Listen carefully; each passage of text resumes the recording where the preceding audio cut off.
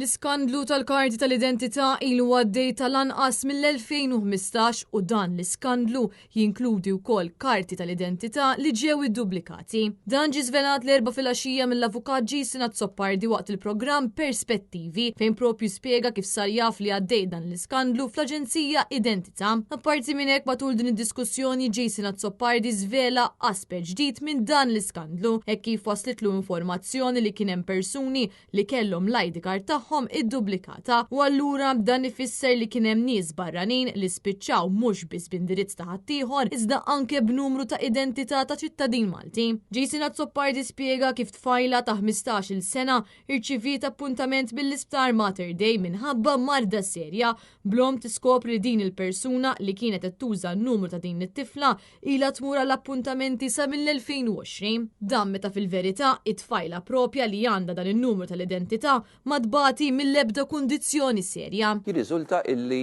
mit-2020 ilaw it-tifla tiegħek daħlet l-isptar Mater Dei għal dawn l-affarijiet.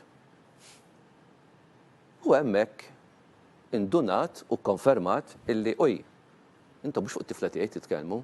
Jiġifieri Identity Malta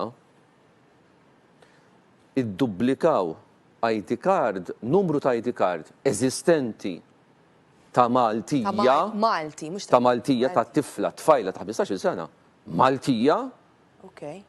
Tawa lil xi ħadd għalhekk importanti l-inkjesta maġisterjali wara kemm tidħol fid-dettall għal kemm hu mifrux. L-avukat Jason Azzoppardi spjega kif kien ilu jiġbor l-informazzjoni għal dawn l-aħħar 3 xhur filwaqt li fakkar l-Aġenzija ilha taf dan ir-rekit tal-anqas minn Ottubru tal-2022 u qal ukoll il-barranin li kisbu karta l-identità ġejjin kollha barra mill-Ewropa blana ħari ikun sabiex isibu impjieg fl-Unjoni Ewropea.